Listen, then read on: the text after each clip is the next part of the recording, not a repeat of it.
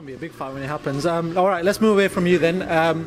You spoke about it then, Canelo Triple G happening in a few weeks, the rematch. There's been a lot of stuff up to this fight, the whole drug thing, everything else. But now we've got to that point where the fight's happening. How do you see that fight playing out? Again, I said first time I thought Canelo would win the fight, and I'm more sure this time. I feel like Canelo's one of the people who learns from his mistakes. When he lost the Floyd fight, he becomes such a much better fighter. He worked on defence more, etc., not getting hit, and it showed in the Triple G fight. You know, he was able to evade a lot of punches.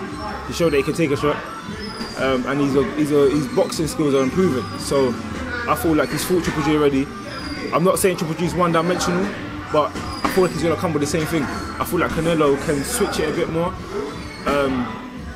And if he does the right things, don't get into a tear-up, I think that later on in the fight, you know, he can surprise everyone and possibly stop Triple G.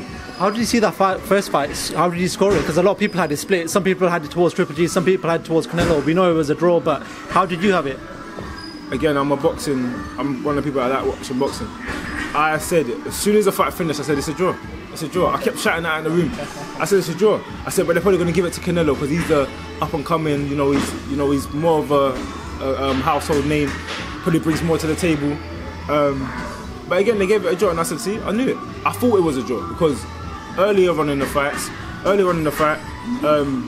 feel like Canelo started well, and then Triple G took over, and then again near the end, Canelo come back. So I literally had it dead on a draw.